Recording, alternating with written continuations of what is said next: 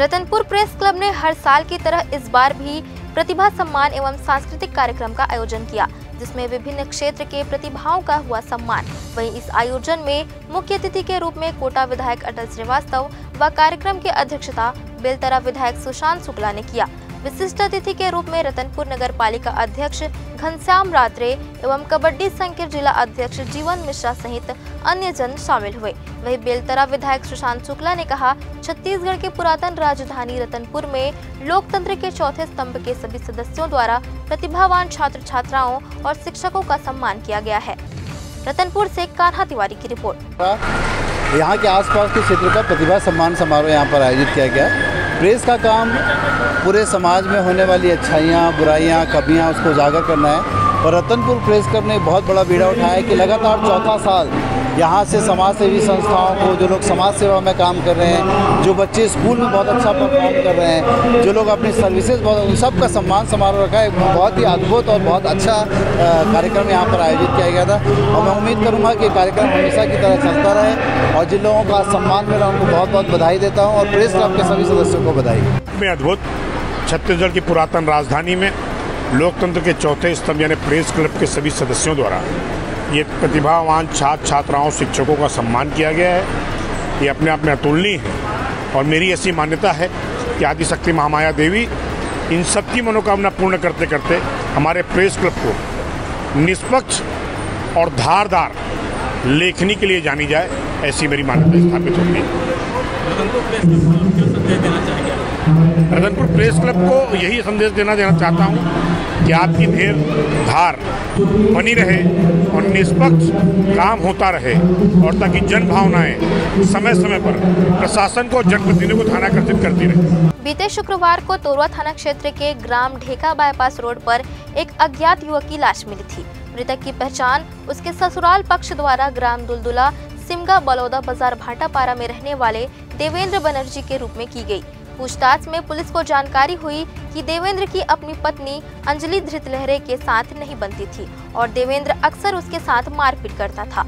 वहीं पुलिस को यह भी जानकारी मिली कि नैना का दीपक माहेश्वर के साथ प्रेम संबंध था। पुलिस ने संदेह के आधार पर उन्हें हिरासत में लेकर पूछताछ की तो पूरी कहानी निकलकर सामने आई।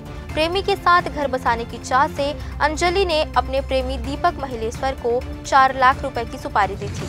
दीपक महिलेश्वर के कहने पर उसके दोस्त विक्की लहरे, अनिल रजक और दीपक के भाई कमल महिलेश्वर ने ब्लेड से वार कर देवेंद्र बनर्जी की हत्या कर दी थी। फिर उसकी लाश को दूर ले जाकर फेंक दिया था। पुलिस ने इस मामले के आरोपियों को गिरफ्तार कर लिया है। दिनांक 13/9 को ये घटना हुई थी जब नेशनल हाईवे पे तोरवा थाना क्षेत्र में नेशनल हाईवे के किनारे एक डेड बॉडी मिली थी और उस पर चोट के निशान थे, गले में कट के निशान थे और एक लावारिस थी और अंधा कत्ल था। उसमें हमारे अधिकारियों ने तत्काल वहाँ पहुँचा, FSL की टीम गई, मौका मुआयना किया, एविडेंस लिए और इसके बाद फिर लगातार पतासाजी की जा रही थी। और इसी बीच कल हमें इसमें अच्छी लीड मिली और ये पता चला कि ये डेविड बंजारे जो है वो सिमगा का रहने वाला है, रायपुर डिस्ट्रिक्ट का, और ये नशे का आदी था, गंभीर रूप से इस नशे का आदी था और इसका इलाज भी चल रहा था। इसकी पत्नी के साथ कुछ लोगों के अवैध संबंध थे और इसकी पत्नी ने जो इस घटना में जो सामने आया है उसमें इसकी पत्नी ने अपने पुरुष मित्रों के साथ मिलकर इस घटना को अंजाम दिया। पत्नी यहाँ पर किसी उसमें और हॉस्टल में काम करती है और उसने अपने मित्रों को बताया कि वो रायपुर से निकला है, सिमगा से निकला है और अपने ससुराल आ रहा है। उसकी लोकेशन बराबर वो बात करते हुए देती रही और घटना स्थल पर इन लड़कों ने उसको रोका, जिसमें कि आरोपी है दीपक महिलेश्वर, कमल महिलेश्वर, अनिल रजक, विक्की लहरे और जो उसकी पत्नी का नाम है अंजलि धृतलहरे उर्फ नैना। इनके द्वारा ये घटना कारित की गई है और ये एक तरीके से अवैध संबंध और नशे इत्यादि का कंपोनेंट इसमें इन्वॉल्व है। हाँ, निश्चित रूप से इसमें जो ये आरोपी हैं, जो इसका एक पुरुष मित्र था और बाकी शेष जो आरोपी हैं वो सुपारी के लिए का ही ये मैटर है। उसको पैसे उनको देना था, हत्या के बाद उसमें इसको पेमेंट करना था। अब वो इन्वेस्टिगेशन का मैटर है पूरा। इसमें जितने भी चाकू पत्थर और भी चीज़ें जो व्हीकल उपयोग हुआ है वो सभी कुछ इस अपराध में जब्त किया गया। तखतपुर का अमित ठाकुर नशीला इंजेक्शन बिक्री करने के लिए ग्राहक तलाश कर रहा था। पुलिस को मुखबिर से सूचना मिलने के बाद तखतपुर और एसीसीओ की टीम ने घेराबंदी कर उसे पकड़ लिया। पूछताछ और उसके कार की चेकिंग में उसके पास से 54 नग नशीला इंजेक्शन जब्त किया गया। पूछताछ में ही पता चला कि ये नशे के इंजेक्शन पथरिया निवासी महेंद्र सागर से मिला है, जिसके बाद नशे के सप्लायर महेंद्र को भी घेराबंदी कर पकड़ा गया। 300 नग नशे के इंजेक्शन और परिवहन में प्रयुक्त स्विफ्ट कार तथा मोटरसाइकिल को जब्त कर धारा 21-22 नारकोटिक एक्ट कायम किया गया, जिसके साथ पुलिस की जांच शुरू हुई और आरोपियों से कड़ी पूछताछ कर मनेंद्र सागर ने अपनी चाची ललिता सागर का नाम लिया। तत्काल टीम पथरिया कार्रवाई के लिए रवाना किया गया। महिला आरोपी ललिता के पास से करीब 500 नग नशीला इंजेक्शन जब्त कर गिरफ्तारी की गई। एसपी रजनीश सिंह ने कहा, विवेचना और पूछताछ के दौरान अभी और भी संदिग्धों का पता चल रहा है। पूरे प्रकरण की विवेचना में समस्त संलिप्त आरोपियों को गिरफ्तार कर सलाखों के पीछे भेजा जाएगा। देखिए, पिछले 2 दिन में बिलासपुर पुलिस ने नशे के विरुद्ध कड़ी कार्रवाई करते हुए आपने देखा है कि 117 किलो गांजा पुलिस ने बरामद किया है। 854 एम्पुल ये रेक्सोजेनिक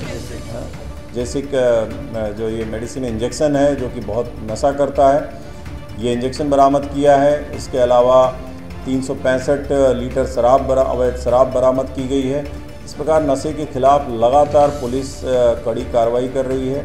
हर अपराध की मूल में, हर अपराध की जड़ में नशा देखा गया है, इसलिए पुलिस लगातार इसमें कार्रवाई करेगी। साथ ही साथ मैं आपको बताना चाहूँगा कि इस नशे के इस कारोबार में जितने लोग शामिल होंगे, चाहे वो नशा जहाँ से सप्लाई किया गया हो, जहाँ पर दिया जा रहा है, और जो भी ट्रांसपोर्ट कर रहे हैं इसमें, वो सभी लोग इसके दायरे में आएंगे। और सबके खिलाफ अभी हम लोगों ने करीब 27 लोग पकड़े गए हैं और 2 कारें और 12 मोटरसाइकिलें जब्त की गई हैं।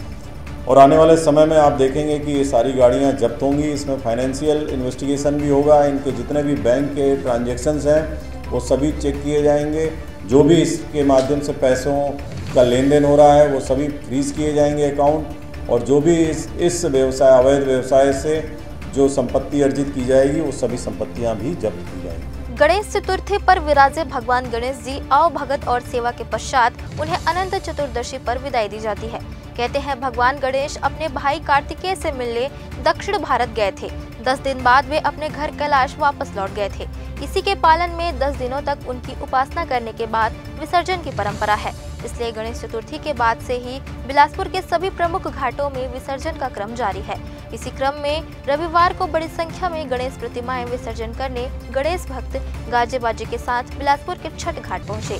यहाँ छोटी बड़ी प्रतिमाओं का विधि विधान के साथ विसर्जन किया गया। प्रतिमाओं को घाट पर लेकर पहुंचे भक्तों ने भगवान गणेश की आरती की और अगले बरस उनके जल्दी आने की कामना करते हुए उनकी प्रतिमा को अर्पा नदी के जल में प्रवाहित कर दिया।